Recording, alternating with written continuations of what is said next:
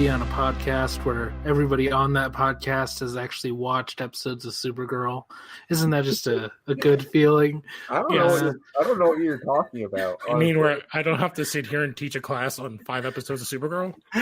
Yeah, exactly. Honestly, I don't know what you're talking about. Like, that would never happen. No, not on this show. Not on this bastion of professionalism that we call this show. Okay, so that was my attempt at an opening bit. Probably my best opening bit, if I had to be honest. Although I did open as Alex Jones once, so. Anyways, which that character could fit into this season of Supergirl. That's true. He really could. He would be a big fan of Benjamin Lockwood. All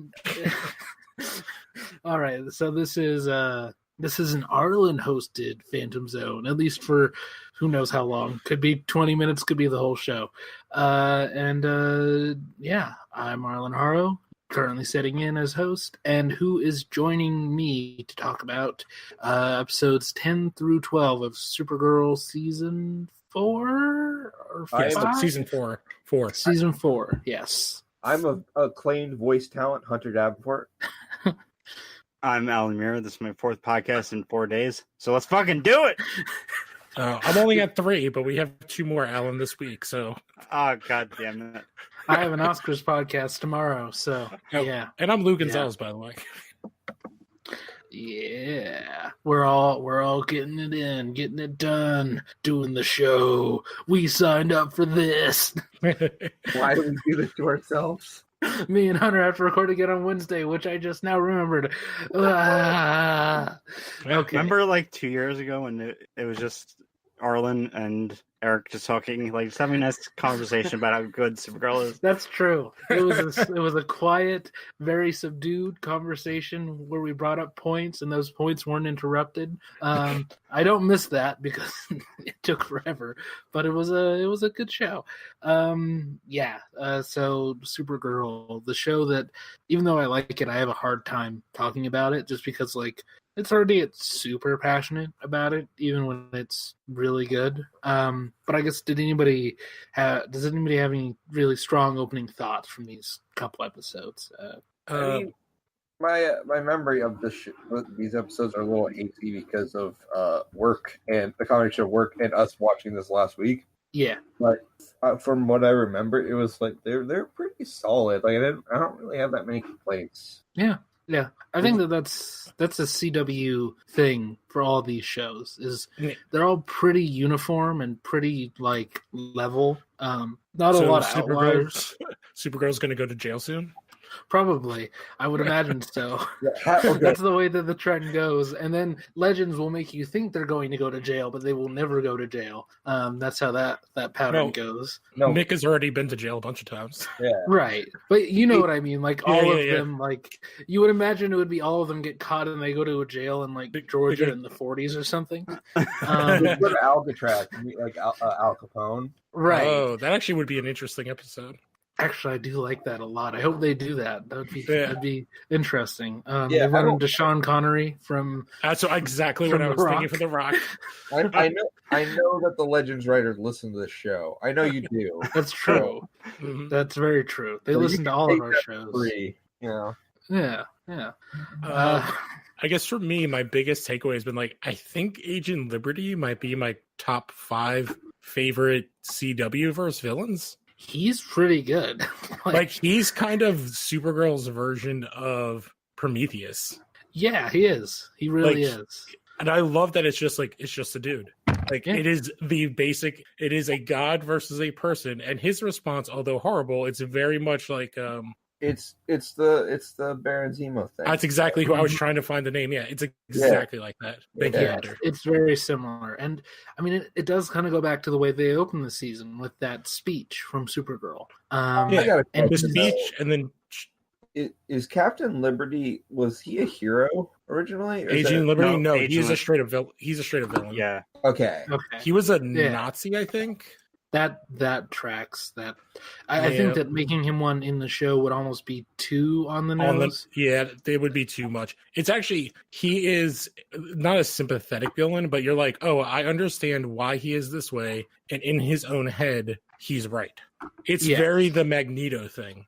Exactly. Yeah, you can see his motivations, you can understand his motivations, but at the same time, you still are able to register that he is a very bad guy and he's responsible for some very bad things. And now he's accelerated into recruiting child soldiers, which yeah. It's Uh, That was a interesting. good thing. Not a fan. Not a fan of that. But Yeah. they also did. Is it in? I can't remember if it's in episode 10 when they were painting the symbols on houses.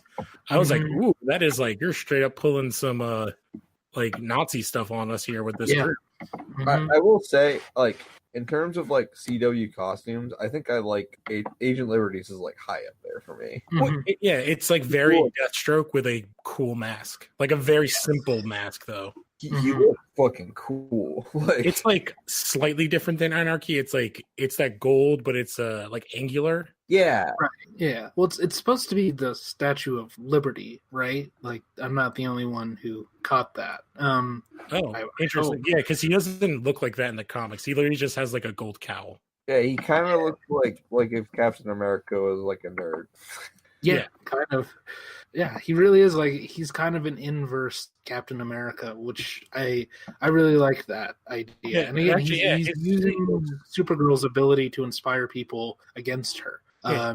which is And everything really they do smart. like is super smart. He's like, no, you have to take credit for this stuff. Like they're using him to play like that idea of like support from from people. Mm-hmm. Yeah. Yeah, he's only as powerful as the people who support him, and That doesn't sound familiar at all. no, not at all. That's No. I've never heard of anything like that. Um, But I do also like a lot of the other characters, like the new characters that we've been introduced. Because like I kind of have a love hate with the fake Amanda Waller that they have in this. Yeah. yeah, the Colonel Yeah. Haley. Haley, yeah. She's definitely Mhm. supposed to be Amanda Waller, but they just can't use that character, so they have to do this. and she easily could have just been the generic "give me your gun and badge" character, you know, Like the FBI That agent sort of- from Arrow. Yeah, basically, like she could have easily been that person, that very wrote, I'm the cop in charge, but you don't really know who I am. But she's not. Like there are layers to her, and you get again, like with Lockwood, you get a sense of why she does what she does and why she believes the things that she believes. And it's just that her entire philosophy on aliens is different from Yeah, everybody like- else that we've met on the show. Yeah, this whole first episode is basically all of that backstory with the that they were like training these, like they took these baby aliens and trained them into supersat, like predators basically, that Yeah. work for the US government. I was like, ooh, this shit got dark. Yep. Real dark. And All her shows like this one feels like the most that has like a message. Oh, It does. yeah. But since the jump, Supergirl's been very political. Yeah, yeah. it is kind of funny to watch people online, like in like comment sections, be like, "Oh, Supergirl's too political." It's like it's been this way since the beginning. Mhm. Yeah. It's always been I that think- way. It's just In the the first or situation second in our episode- country changed a little bit. Yeah. Yeah. Yeah, Even in the first or second episode, they had Calista Flockhart like do like a whole spiel on why she called her Supergirl and not Superwoman. Mhm. Yeah, definitely. Yeah, I like that it's a show that's kind of stuck to its guns, and I think it kind of got away from all of that for a little while, and I think they really like stripped it back to this is what our focus should be, and it was really smart. like as much as down as I have been on Supergirl in the past, like it is kind of refreshing that they stuck to their kind of like principles. Mm-hmm. It's like I don't think you see that very often, like like television shows. Like usually they'll like back down if they face backlash. And it really feels like I'm sure they see the things people say about the show. But Right. it's good to see them not be like, okay, we're just gonna take a step back. It's that they more so like dig their heels in, and that's what kind of it works for Well, them. They Yeah. also do it in a.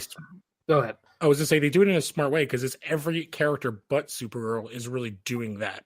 Yeah. She stands in the middle, and it's everybody around her that's taking the stand, and she's just like, "Please don't kill each other."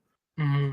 Yeah, it's really smart, and her entire way of doing things is based around like what's going to be best for everybody, and I think Mhm. that's really, really smart. And even a character like the president, who's I think Bruce Boxletter is maybe not doing his best work, but he's doing Okay, what the I should script is ask. telling him. I Yeah, remember that wasn't that supposed to be Brent Spiner? he might have been earlier on, but I think that this casting is it's about equal, I would say. Yeah, but he's basically just playing like politician guy. Yeah, Like it's like, well, there's an election coming up soon. I'm worried about my numbers. It's like yeah. it's a little tiresome. And that's like probably the weakest point. I actually love what they've done with Brainiac. As long as he doesn't have his dumb makeup on, he's an awesome character. Oh, he's great. Because that's he's yeah. he's like as like that Cisco Felicity role, like the guy behind the computer. He is great. Like But his fight timing is so good. Yeah, And I like the way he chooses to speak. Yes. Yes, his entire accent and all that, but I'm in here. They open the thing and he closes it. It's so good. Yeah, everything about him, the way that he moves and the way that he chooses to like fly up onto the ceiling when he sees the snakes on the ground or whatever, like it's so good. Yeah. I think especially in this first episode, the only other thing that I think was really standoutish was what they did with Alex, which I think is them learning what they were messing up last season. Is that Alex basically turned into Black Widow with no personality, and they're like, "Oh, that's not how we should write her."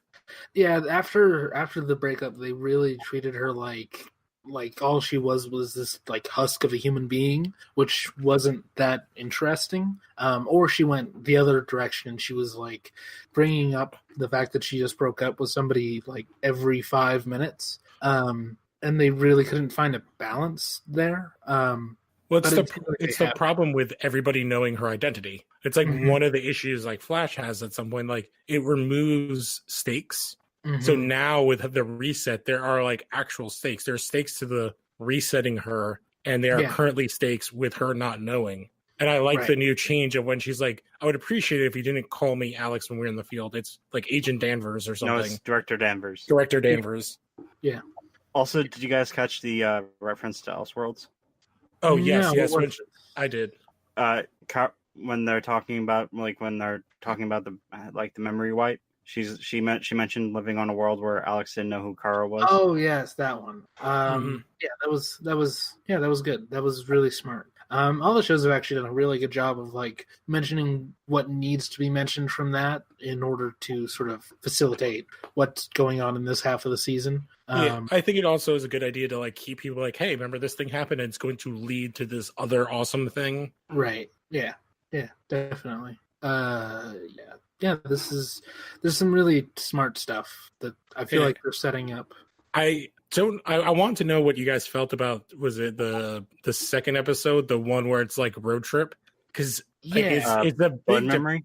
It's a big departure from the other episodes of the rest of the season, and I get the point that they were going for, and to kind of set up. Is it Nia or Naya? Yeah, to sort of give us her backstory. Yeah, which I actually appreciated because they've been holding off on that. Even for me, like I don't know this character. Like, is she a comic character? Yeah, she's a member of the Legion. She's Dreamer.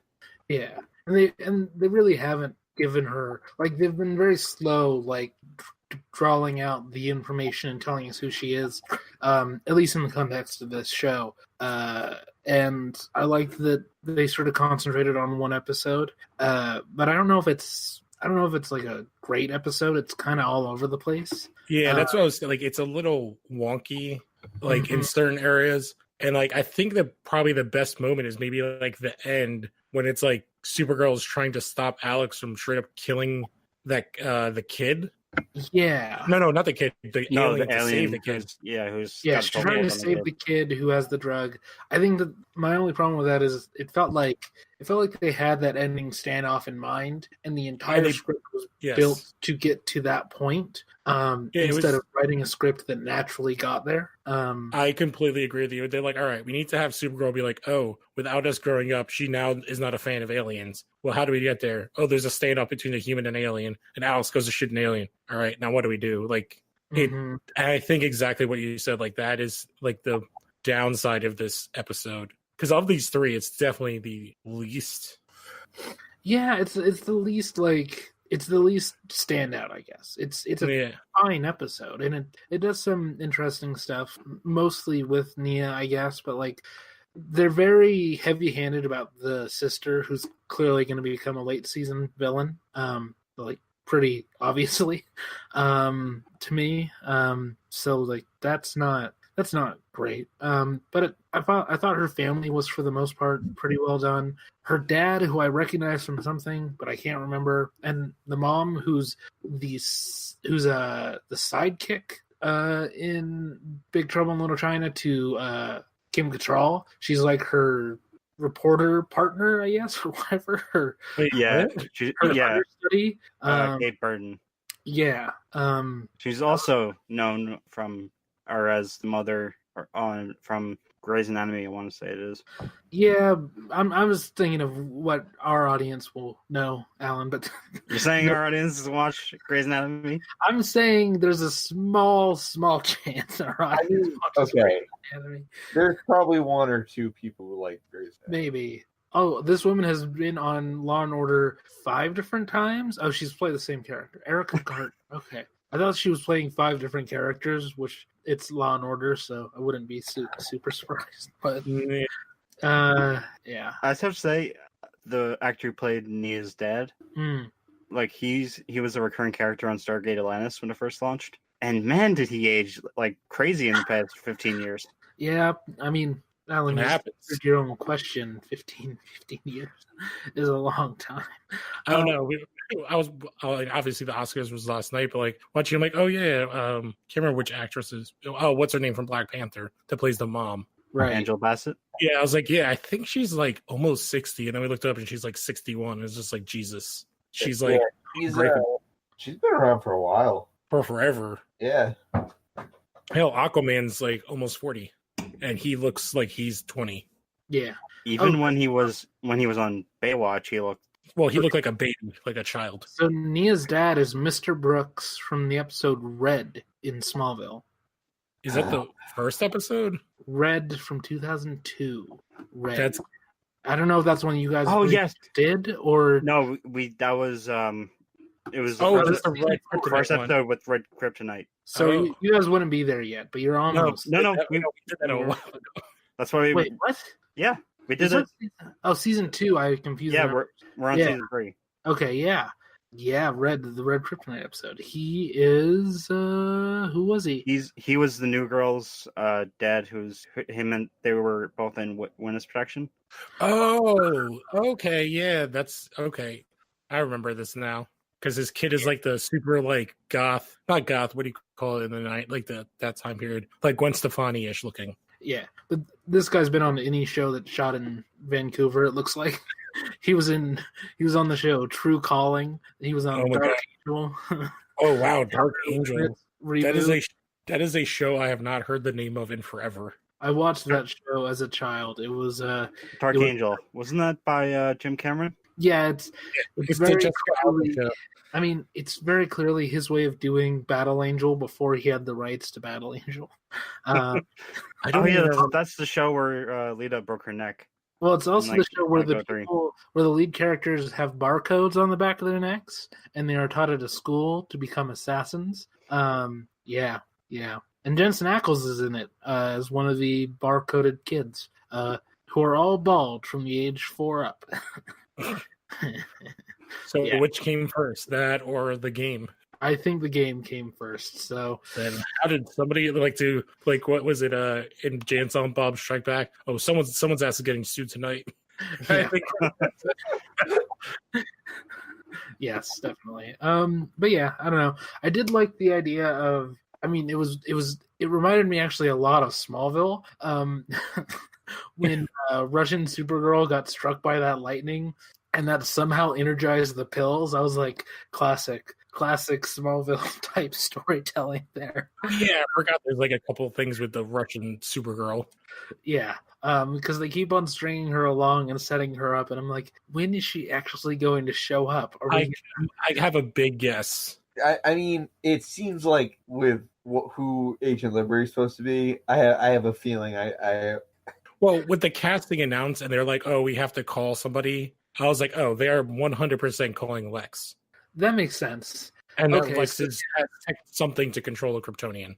And you do see Lex in episode 12. You don't see him like straight on, but you see someone who looks a lot like Jonathan Cryer walking down a hallway. Is that so like? Yeah, that's what people said when they were watching the show.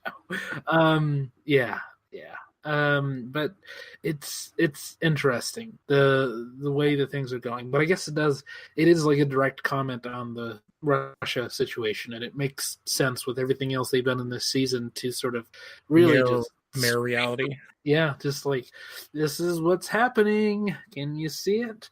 But I like that. And I wouldn't be surprised if at the end of the season, Haley did turn out to be like a Russian mole of some sort. She could be the person that they were calling also very easily. But I think that would almost be too obvious at the same time. I'm trying to remember. I think it was one of these episodes when Lena and James break up.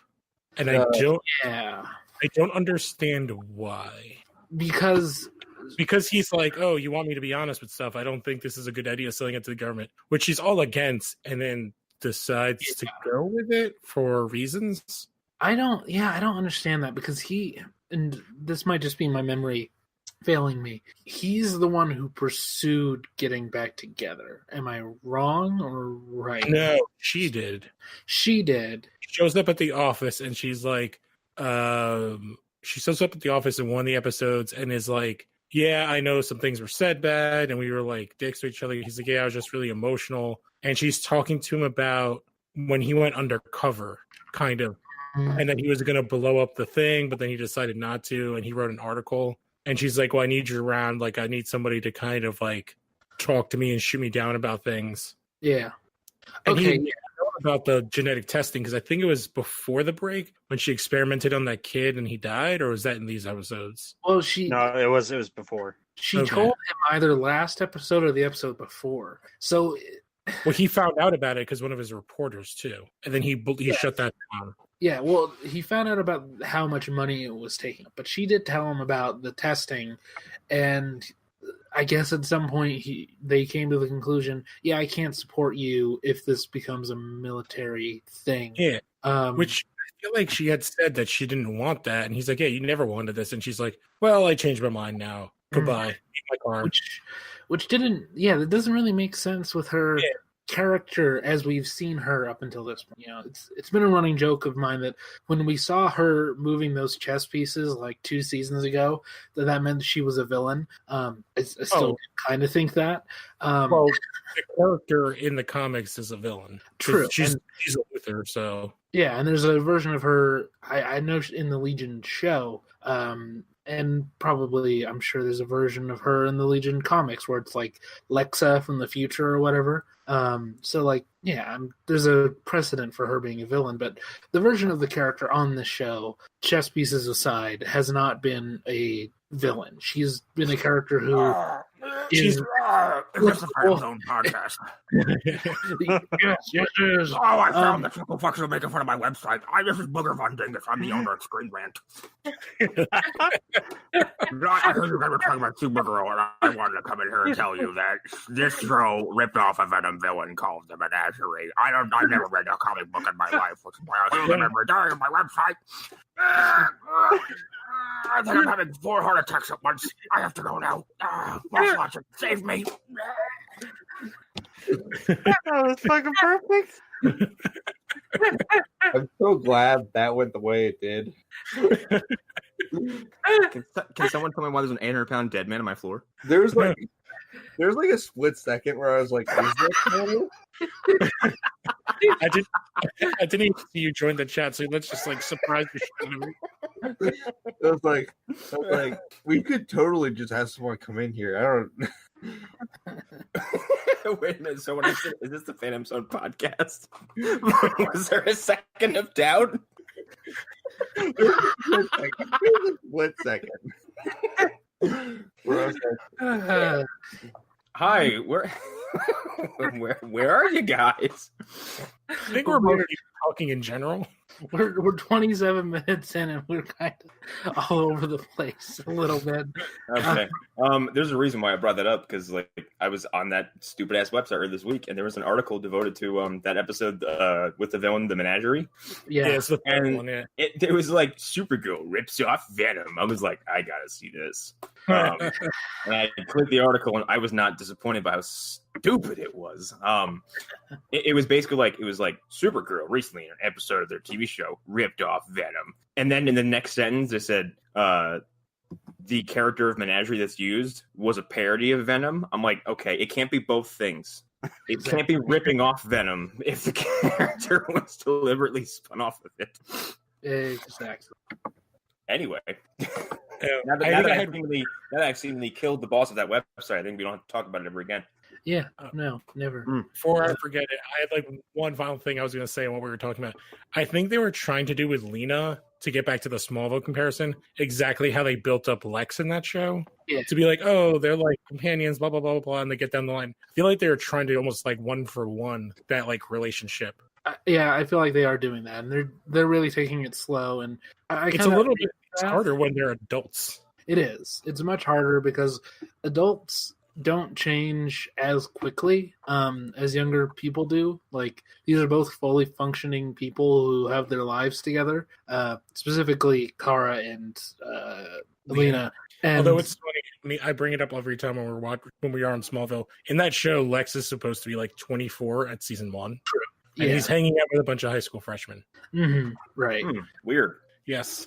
It is. It's a little bit odd, especially when he dates Lana later on. She's over 18 by then. She's graduated high school by that point. But it's still weird.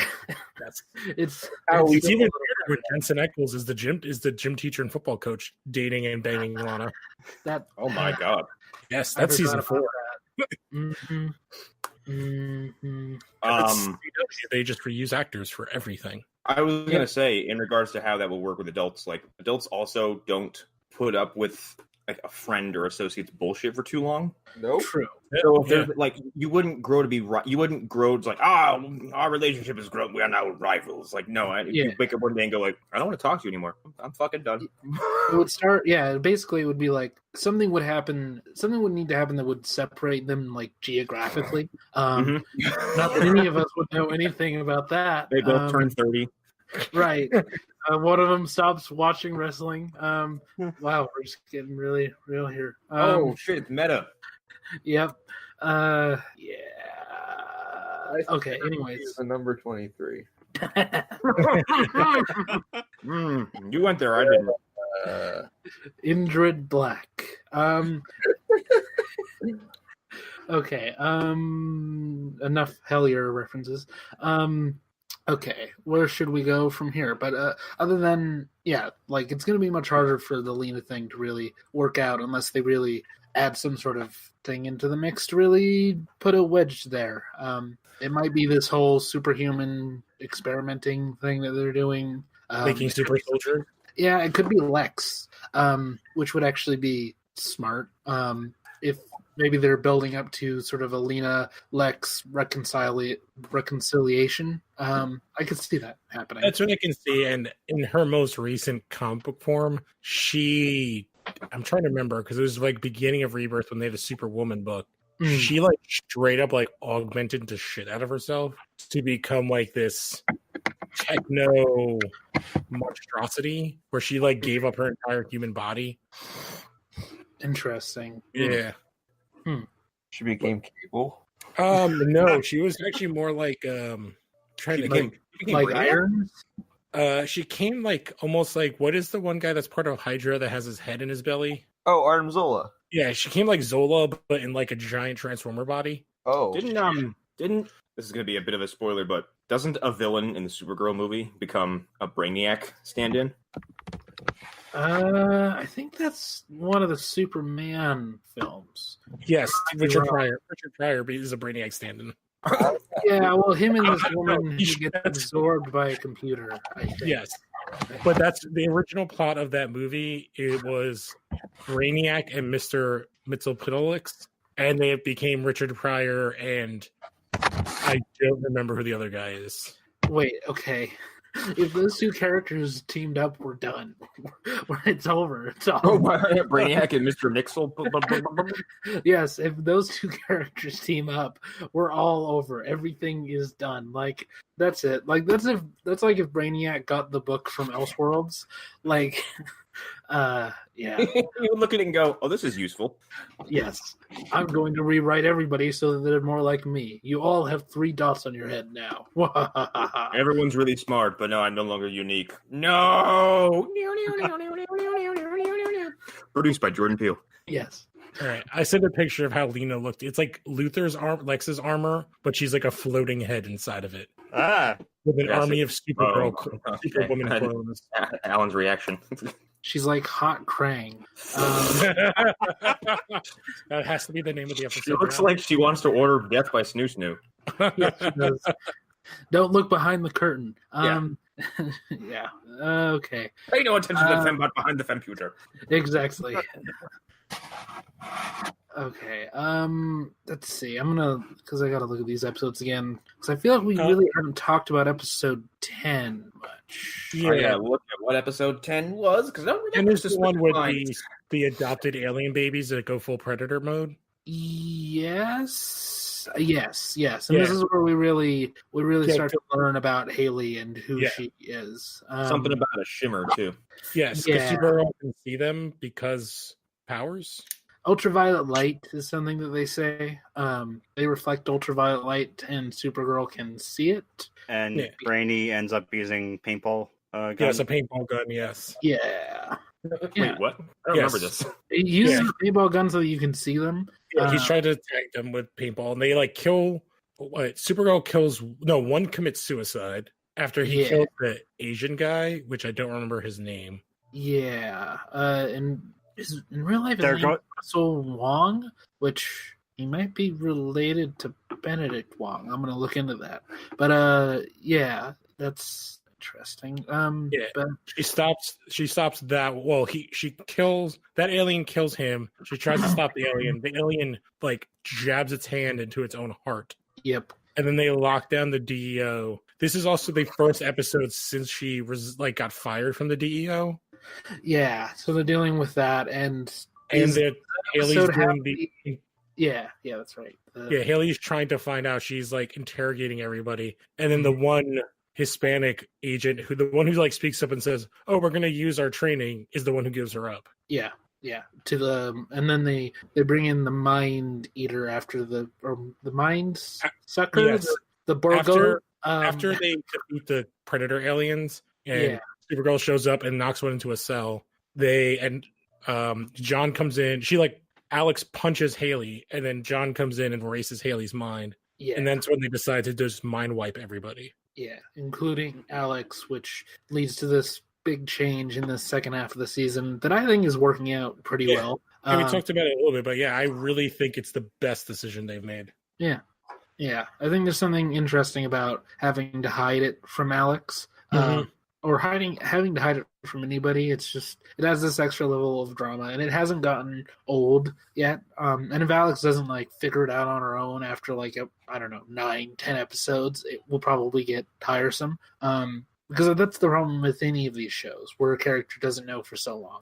It became really annoying when Chloe in Smallville didn't know till season 6 or some shit like that. It was Emo Cisco knowing about the time travel. No, Patty Cisco. Right. Patty Cisco. Right. The fact that Iris finds out in season 2 of Flash, or no? Season 1. Is it she finds out twice? Yeah. Right. But the second time, it was just enough episodes for you not to begin to think that she's a dumbass. That, and I think that's a problem that I think only Supergirl has right now, because Arrow has addressed it and then finally found a permanent solution. Barry has shown his face to so many fucking people at this point. I'm honestly surprised that half of Central City doesn't know that he's a fucking Flash. There's only one person. Because after the whole Zoom thing died down, there'd be no reason why Linda Parker shouldn't be Barry Allen's the fucking Flash. Is she still alive? Yeah, I don't know. It's Patty both versions of Spivot Twilight. might have killed her. The only character that they didn't do that with is Patty Spivot. When they had the thing on the train, she's like, "Come on, just tell me." That was like the total Smallville thing. Was like, "Just tell me," and he's like, peace out," and just leaves. It's like, all right. Patty Spivot killed her. Exactly. Patty Spivot stood out of her wheelchair and said, "I need to keep Barry Allen safe." He is every villain ever. Patty Spivot stabbed Sebastian Stagg. Patty Spivot is calcified Speed Force.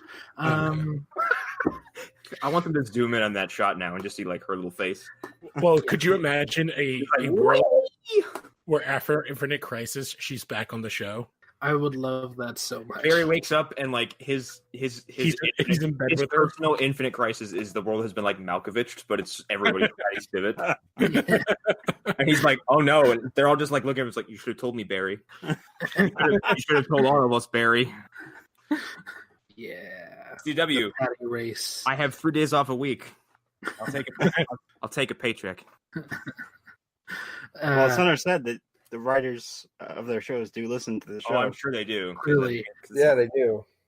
I think they listen so much that we were like, Savitar's Barry. They're like, yes, it is fine. Well, if they were really listening then, they would have gone with my suggestion of Ronnie as Savitar, and they would have actually done Made so much more sense. Yep. But they've done that in the comic books, and it did not turn out well when they've done it. Yeah, I'm sure. Both companies done it. DC's the only one that admitted doing it because it was like I can't remember the villain's name, but it was some future character that they're like, "Oh, he was a hero," and they're like, "Well, it's very obviously Captain Atom." And they're like, Right. "Oh, no, nah, it's Hawk." Lou, how many times have we talked about that specific thing on and now comics?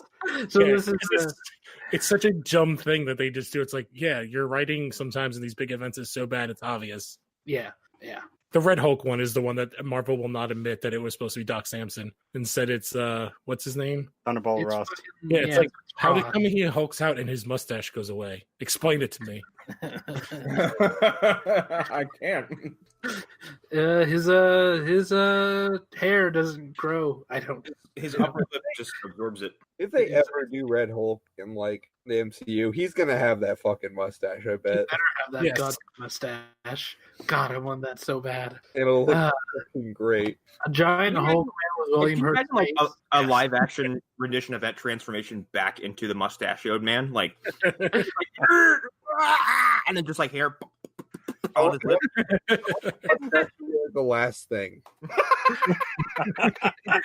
It all comes in at once. Just No, the flip is like those action figures where the face changes and like around. Or whatever. It just spins. I mean, he's like a Power Ranger. You grab the belt and his head flips into his chest. and Yes, then it- exactly. Oh man, I was thinking of was the He-Man toy guy Many-Face? Manny faces. Yeah, Many-Faces. You have to say it like they do in the show. You can't say many. It's Manny. As he's I feel like this is Manny faces Hernandez. I think this is marking our age, Connor, that no one knows what we're talking about. Yeah, I remember. It's like Zartan. He's the. I had that fucking toy. Every He-Man action figure looks the fucking same. Yes, and they're doing those awesome ones for like everything now.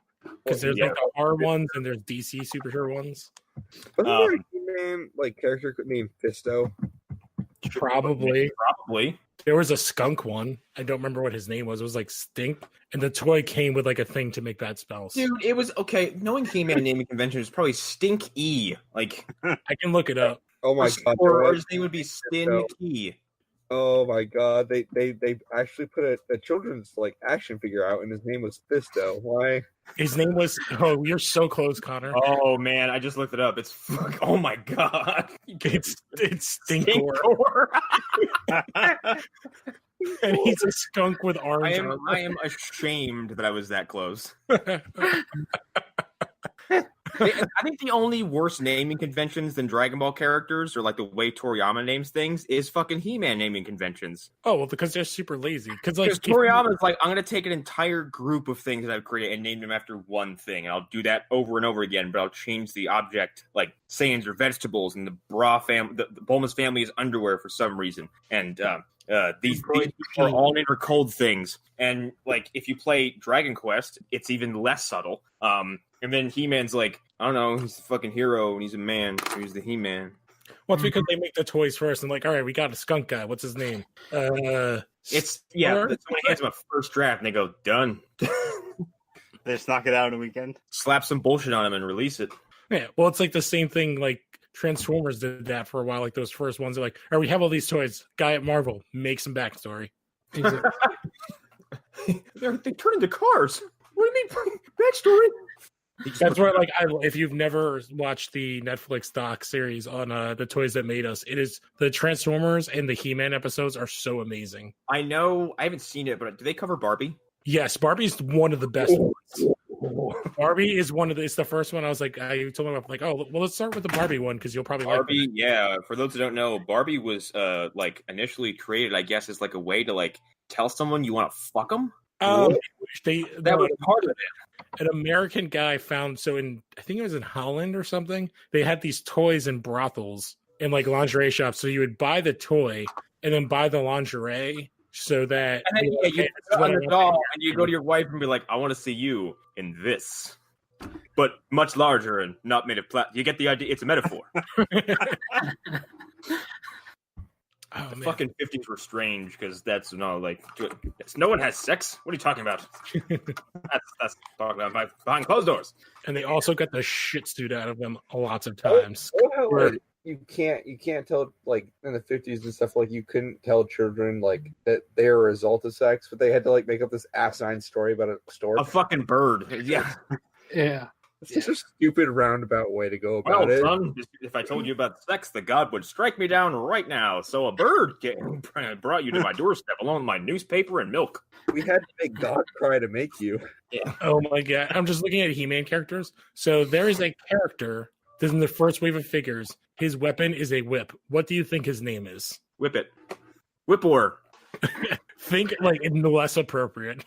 Oh no. His name is Flog with 2 G's.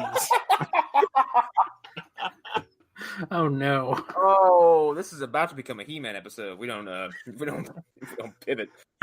Yeah. Yeah. Okay. Agent Liberty is definitely Patty Spivot. God damn it. She went to another universe. Here's the thing. We can't disprove that because it's a Patty Spivot on all 52 known Earths. So that's true. Really, until they come out and say that that Agent Liberty is not played by 2 people and one of them isn't Patty Spivot.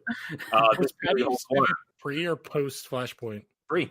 So we don't even know if she even exists anymore. Oh my God, Barry could have unmade Patty Spivot. That son of a bitch. Well, what if she found a way to bleed into our universe and now she's Savitar? I've created an instance of me for every moment in time. How this is practical, I have yet to figure out. Patty Spivot punches a hole in the universe. Patty Spivot has the retcon punch. Mm-hmm. God damn it. Patty Spivot is Broly. What's your power level? What's your power level, Barry? Mine's pretty high. Your hair looks like lavender, but smells like strawberries. I'm gonna take these weighted armbands off, then it will rain. I'm so glad that concept is dead. Oh my God. Anyway, I don't know how much I remember about Supergirl anyway. I know I sat through and watched it, but it's not because it was bad or I didn't like it, but just the sleep schedule this weekend, it like washed over me. So it's just coming back to me and fucking images. I have a question about so in the last episode, at the very end, Lockwood gets released from prison. Mm-hmm. They do some weird scene with the president, and I'm like, yeah, I don't understand. They're like the Patriot Act only works for humans. I don't understand the logic. What do you mean? It only applies to humans. He's a human. Yeah. I don't understand the logic. And also, when they said we're coming with options, I thought they were gonna like kill him. Like, yeah, I was like, I thought he was gonna die in jail. Yeah, send him to Space Guantanamo or make him part of your like secret team. Like, why are you letting him out? Because they keep talking about his like his poll numbers are great. So it's like, are they gonna try to say that he's gonna run for president? Well, I mean, that wouldn't be too different from things that actually happened in the past and perhaps even recently. That would man, if Donald Trump's a fucking extraterrestrial, we have grossly overestimated alien invaders. He did play Doomsday. They're suddenly less frightening. Their strategy is far less intimidating than it's just really, really annoying. Dumb them to death, and it's like, sir, they can't be dumbed anymore. They're humans. They're going to see right through this. Want to kill each other. It just ends up that Trump is Mon-El. It's that like that thing Henry keeps saying on last podcast on the left. It's like all you gotta do is just like say a bunch of lies, and then the burden is on all of us to prove him wrong. Exactly. Fake it till you make it. Mm-hmm. Yeah, but Lou, you're right on for pointing that out. I heard them say that, and they released him, and he's just like staring at Supergirl, and he's basically like, I was like, oh, it'd be awesome if he just did like a DX suck it, because that's like the face he gave her. He's just like, what you gonna do now? I mean, I would have loved it if Supergirl like it's followed with a DX baseline too. Like he does it, he goes, he leaves, does it again. God damn it. I thought so. As I kind of don't know if you're here when I said this, but I thought I saw fucking Ducky. What the fuck is his name? John Cryer. Dude, John Cryer. I thought I saw him in this episode, so I thought that he was going to meet Agent Liberty. I thought that would have been actually a really. Oh my god! I think that's a good idea if he bankrolls his campaign. Mm-hmm. Because I feel like they're definitely building for him to run for some sort of office. I don't remember which episode when he had his Fox News show. I was like, oh, that's kind of perfect for this character. Yeah, it is. It's so on the nose. And I love Whitwer's like portrayal. I love the cadence he does. It's like so college like he's playing a college professor, but it's so that like professorial like tone. Yeah. Yeah, it's very much that sense of like, I am saying these things in a way you can understand, but I'm somewhat talking down to you just a little bit. He enunciates everything so hard. Listen, you stupid liberal students. I mean, what? You dumb snow. Let me tell you why Bernie Sanders is bad. What? Yeah. That's basically. What's his secret identity in the show? Ben Lockwood. He's like, let me tell you why Bernie Sanders is bad. Someone's like, Professor Lockwood? No, this is Agent Liberty. I'm Agent Liberty. See the mask? Well, they actually play that in the episode he gets arrested. He's like, why don't we put Agent Liberty down? Ben Lockwood's doing much better, and he's like separating. So I was like, oh, this is kind of an interesting where he's like having this kind of dual thing. Agent Liberty is becoming more popular than he's Batmaning himself.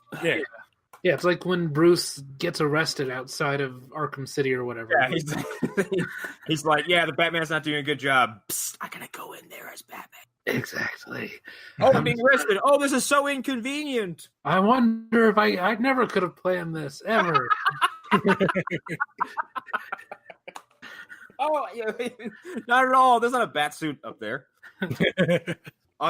By the first building I came across in this city. I'm not totally going to knock out these security guards. I totally am. I love how that entire opening stretch of Arkham City goes down. And like, I think just the sheer stunning idea of Bruce Wayne beating the shit out of 17 people just makes people forget that 10 minutes later, Batman showed up and Bruce Wayne still hadn't been found. Yes. Exactly. Like Penguin's not like, I kidnapped Bruce Wayne, he would all taekwondo in me.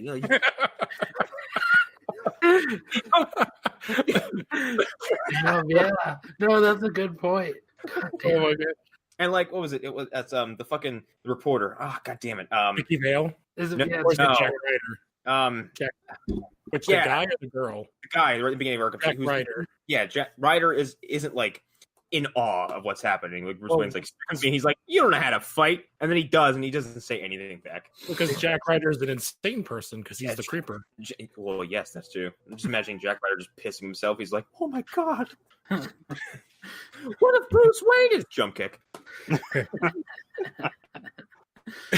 I do thoroughly enjoy Agent Liberty, and he's kind of he's arguably Prometheus-like. That's exactly what I. Yeah, you said that in the first half. Yeah. Oh, shit. Yeah, Wow. And we also brought up Baron Zemo, like Hunter brought it up. Yeah, I like villains who aren't just like Hey, who I know in their daytime aren't just fiddly fucking about in some cave. Like I assume Zoom did. he's not mustache twirly. It's like he's not sympathetic is the wrong word, but like you understand his motivations, and they're they're 2 steps past reasonable. That and it's like Adrian Chase. I like the fact that his alter ego has a face that is so public that you wouldn't think to connect the dots. Like you wouldn't say like, no, there's no way that dude's that dude. It just doesn't happen. And the way this ends is like he's outed as Agent Liberty. Like he is Agent Liberty. It's outed. Mm-hmm. Okay, Stormy, I will let you out. Stop clawing my leg. You have 18 fucking claws. The only other thing I like was thinking about, like, how do you guys feel about how they're dealing with Jean in this season? I'm not sure how I care about him as a PI in this office. That's the thing. It's really new. I like it better than him. Like, I can't do violence. That was terrible. That was really bad. Well, the problem is he's like, as OP as Supergirl is, he's basically as powerful as her. Plus, he can go through walls and psychically like destroy people. I have a theory about why John has been mostly sidelined. Oh, what the hell was that? Someone just give me a buzzer? No, that was my phone. I have a theory why John's been sidelined. It's like that FBI beam. You shut that fuck up. You're wrong. I think it's a budget thing. I think they're trying to pinch pennies as far as having to him turn back and forth from an alien. Yeah, probably. Yeah, so like, and it's probably just it's probably a fucking temporary thing because they're probably like, we'll spare it now and then towards the end of the year bring it out, which is fine. It's fine. Yeah. What also helps that their main villain isn't a super, so they don't have to deal with all of that. Yeah, because honestly, throwing John against him is, throwing Kara against him is kind of like putting a micro machine against a tank. But still, his war is not a physical one; it's an ideological one. And I think he's going to replace Superman with this whole the elite thing they're setting up. Okay, that's what I feel like he's going. He makes more sense as the person going up against them in the way they've set it up with Manchester Black than Supergirl. True. Okay, yeah. And there's a personal connection there. Mm-hmm. And also there's the thing of Nia Nal is a kind of a better like sidekick and tag along because she's not invulnerable. She's a person, and she's a person that's very easy to root for just based off of what they've set up for her character. And I think there's something inherently interesting about an origin story for a lot of people, especially for a character that we don't know very well. So yeah, like I think that it's very smart, and again, it's just a girl in a suit. It's not, big CGI green alien that takes forever and takes a lot of money to complete. So yeah, it's almost like I had a team of these guys a couple seasons ago, and they all just disappeared. Mm-hmm. I do want to say I don't know why, but every time I see him and he's not eating Oreos, I'm just so mad at the show. I'm like, it is such an easy thing to just have him eating. You don't even have to call them Oreos. He should just be eating those cookies all the time. Are you talking about Brainiac or no? Martian Manhunter. Oh, I'm sorry. Yeah. I mean, they did that on Smallville. I know it is like an ingrained thing to that character that for whatever reason, like Martians love Oreos. That's interesting. Did they do that in the Dini show at all? Or they never touched on it. Dini and Tim, the Justice League. Yeah, there's definitely a thing where they show him eating or something with Oreos. I know they show him and being very happy with them. I really like characters who are food motivated. Yeah. Especially ones who aren't from like Beerus from Dragon Ball and Martian Manhunter, because like this reminds me of Beerus. And I know, Arlen, I don't know how much you know about current Dragon Ball canon, but Beerus is the purple cat god of destruction character, and he can be completely and utterly subdued by a fantastic meal. Yeah. You can stop him from destroying a universe by saying, "We have pudding." It's literally like Bulma is the reason why Earth isn't destroyed. Yeah, Bulma is the reason why Beerus hasn't gone off and just wrecked the planet, because she's like, "Do it, and I won't ever make you ice cream again." And he's like, "Okay." Here's the thing. That's what Dragon Ball Z should have been post Frieza, because it makes so much more sense. Like, I also want to add this as a selling point for Broly. Okay, there are two people in that movie who want the Dragon Balls for two reasons, for very specific reasons. Bulma and Frieza are the reason the plot gets going, okay? Bulma has been gathering the Dragon Balls and using them to make herself look 5 years younger every so often. And when asked why only 5, she says, because people would notice if I did 10. Which then you then pivot to Frieza, who is looking for the Dragon Balls that Bulma has one of. And someone has Frieza, you're going to make yourself immortal? He says, no, I want to make myself 5 centimeters taller. And when asked why not 10, he says, because any more would make it look obvious. And I don't want people to ask questions. Okay, the modern that is how this conflict of Dragon Ball Broly initially starts. I love this. I'm gonna watch that movie now. That's what you need. It's so good. It is really, really good. That's just one. I honestly would be down for a second review at some point. I would 110% down to be talking about that movie on a podcast form because I have a lot of good things. Here's the thing, like it. Not to turn this into a Dragon Ball Broly episode, it is the best thing I've seen from that show since I had, like, you know, the glowing, innocent child eyes, being mesmerized by Goku turning to a Super Saiyan for the first time. Like, that's how much joy it filled me with and how sincerely I loved it. Like, it was incredible. Also, watching Vegeta call Goku a dumbass in English was very, very pleasing. Yeah. And POV shots. Anyway, I don't know where we are. I'm lost. Yeah. Well, I just wanted to point out that as I said in the chat, we are at an hour. So I think, I guess we've kind of covered all the episodes. Yeah. Specifically, like Connor, anything from here that you didn't? I mean, like I said, this is all kind of blending together. I only remember bits and pieces. I know for a fact, and I know I've Supergirl. I've had that attitude for a while, but like this season is by a long stretch better than the last one because I'm not hating anything outright. Yeah. But I think it's also it's not like the Legends thing, where I'm kind of like, oh, you're doing more of the same. I don't find this as interesting. It's more like I'm having trouble trusting you that this season will be all good. Fair. That's fair. It all comes down to like Flash. Like they actually have somebody that's been running the ship for. Okay, let me also like regarding Flash. I feel like a coiled spring when watching Flash now because I'm. Like this season has been really good so far, and I'm waiting for them to just their shoe to drop.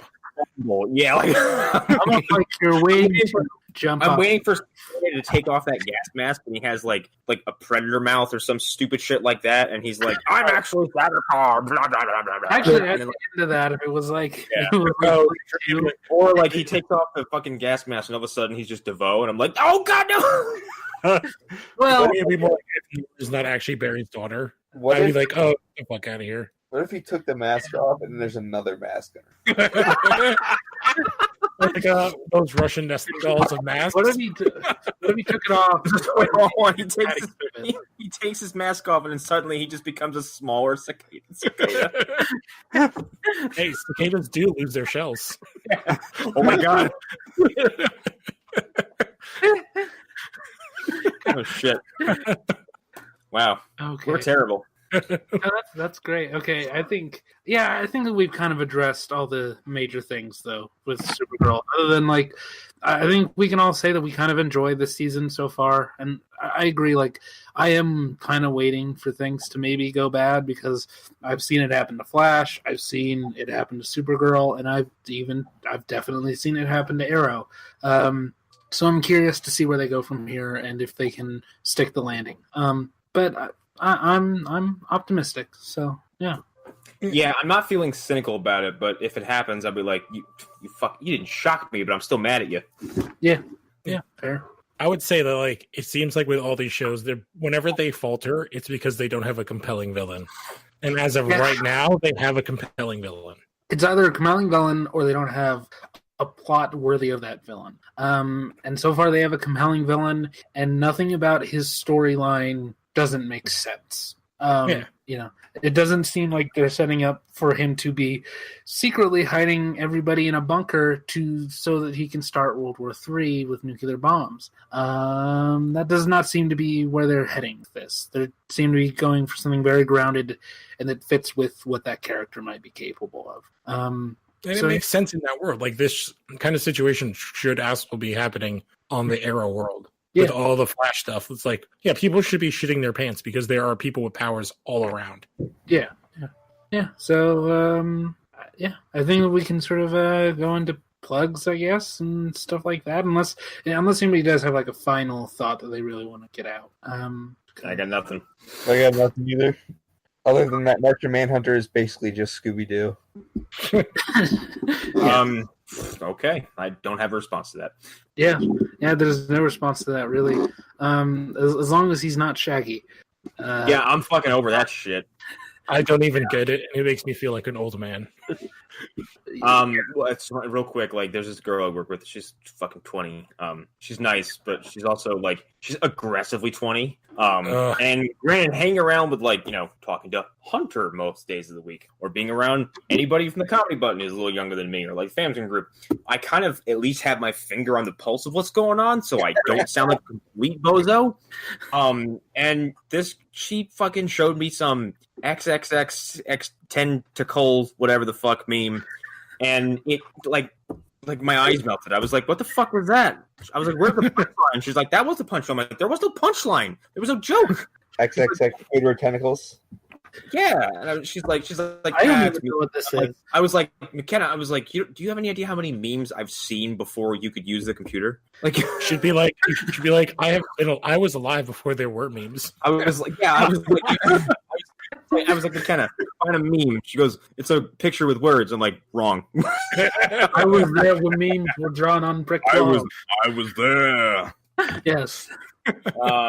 I will actually, on that note, I'm going to take a minute to plug DC Universe Abridged. And I'm doing that also for two reasons. One, they're doing Suicide Squad Hell to Pay Abridged. It's called Suicide Squad 2 Heck to Pay.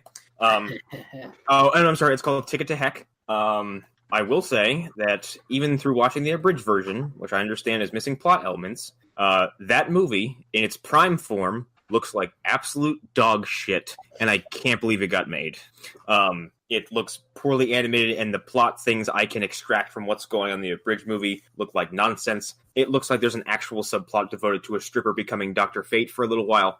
Hell yeah. Huh? What? Yeah. And that's not one of those abridged things where it's like you added this. Like, no, it's clearly footage from the movie. Two, I'm also going to plug that because they are kind of making some little bit of waves.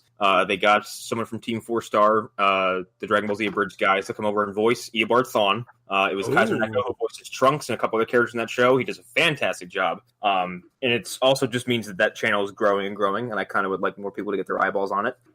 Also, while we're mentioning it, go watch, I'm sorry, what was the one that had Vandal Savage in it? Shit. All of them? I was there. Justice League Yes, War? I was there. Dude, I was there. Justice League 2, yeah.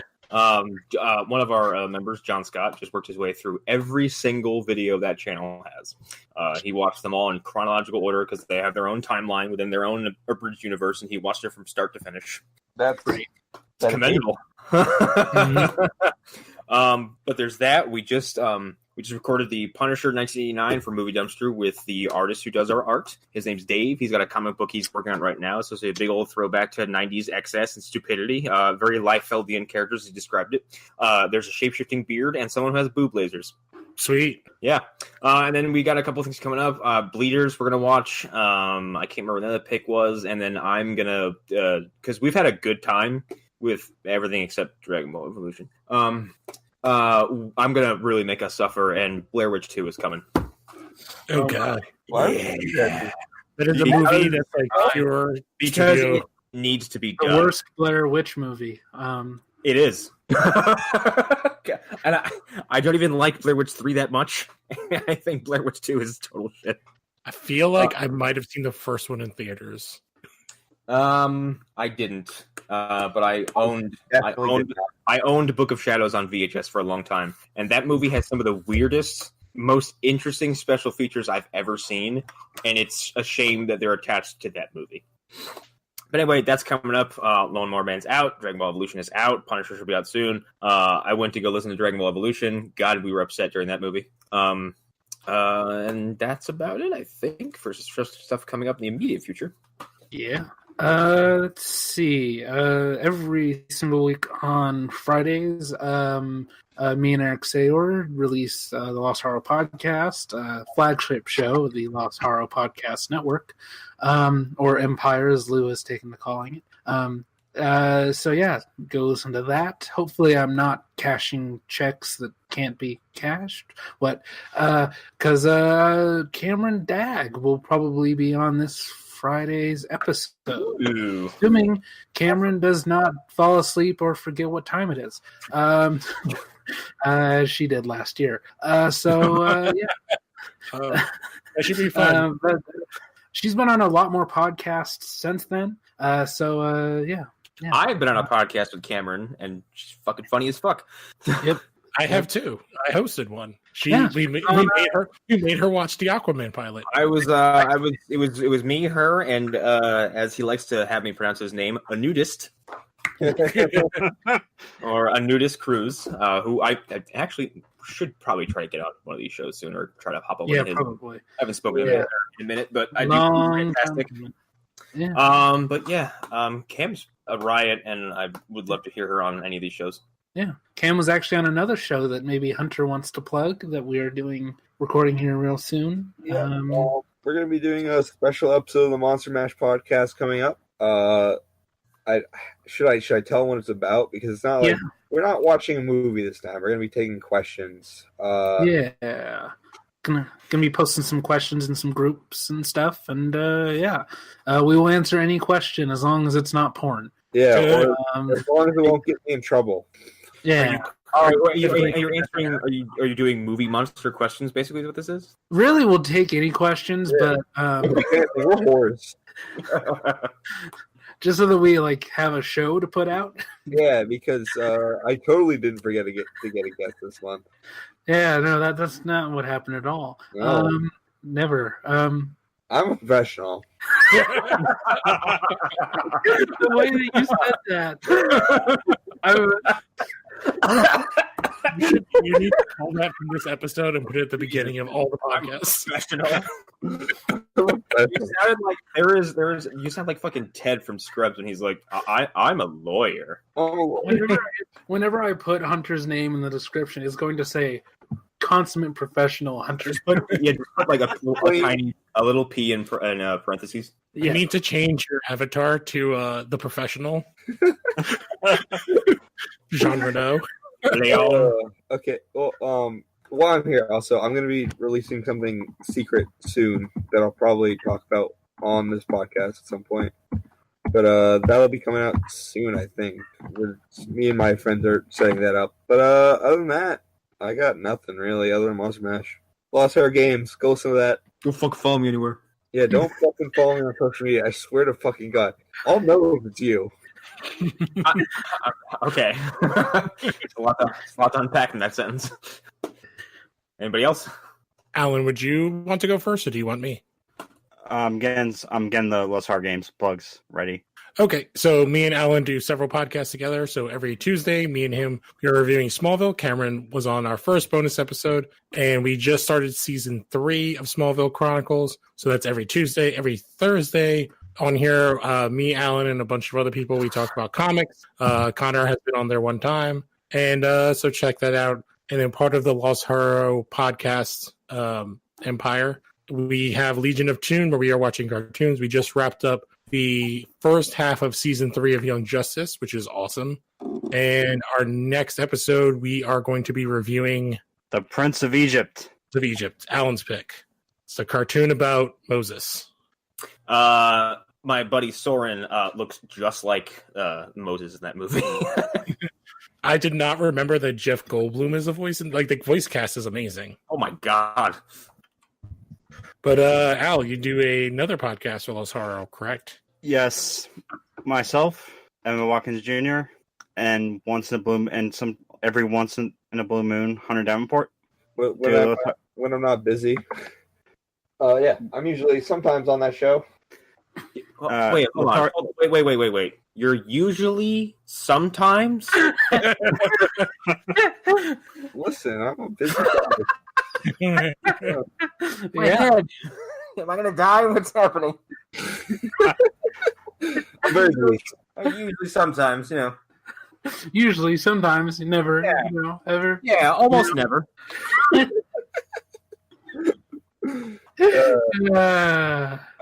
Lost Horror Games podcast.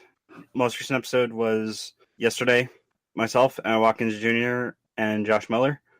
And you can expect Backlog to the Front Week 8 from him. The Kingdom Hearts 3 review from Connor Irving. And the PlayStation All-Stars Battle Royale Ultimate Roster tournament thing. Josh Miller is working on one of his candidates, one that Connor's familiar with, Raziel. Whoa, what? Yeah. It's basically us, or the Lost Horror Games staff, choosing characters that should have been in the game. I agree with that, actually. Because their other, what's it called? The other cameo appearance they made in was in, fucking Tomb Raider and the Guardian of Light, and no one gave a fuck about them. And they were fully voiced with Simon Templeman and Michael Bell, which is puzzling. But no one gave a shit. So I'm sure if they had popped up in something like that, their profile would have been lifted for a little while longer, which is actually tragic when I think about it. But yeah, no, that sounds really fucking cool, and I'm glad you got that. Real quick, you guys and the Talk Radar guys have been talking about Legacy of Kain a lot lately, and I'm like, is something happening? Is there gonna be a new one? What do you know? Don't worry about it, Connor. I will strangle you. I was sworn to secrecy. I will reach up there. Good luck. You just lean backwards. Yeah. Oh, I just had this image of you reaching for his chin hairs. I'm just grasping at nothing. Stop it. Get down here, let me choke you like a man. What? But the current roster showdown, match 4, Alloy versus Big Boss. Okay, if you voted for Alloy in the Twitter poll, I'm not saying that you're allowed to unsubscribe, but actually, if you vote for Aloy over Big Boss, I think I love you. How dare you? The reason that Hunter is saying that is because Alloy's kicking Big Boss's ass. Yeah. You know what? Fine. I'm not bitter. I love all of you.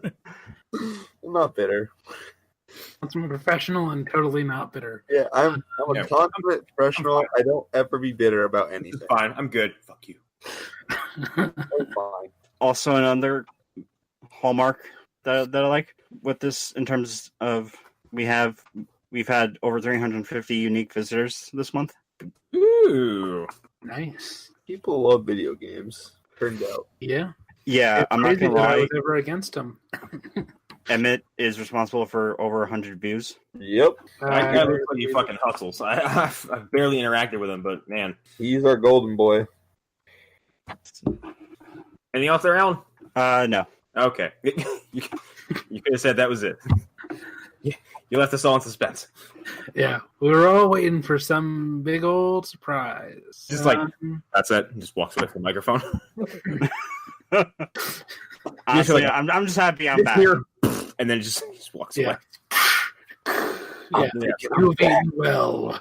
And then he's gone. Booger Von Dingus walks up and chloroforms him. You'll be the first to fall. Okay. Bye. Bye, everybody. Fuck X-Men Apocalypse. Fuck Screen Rant. Confident professionalism.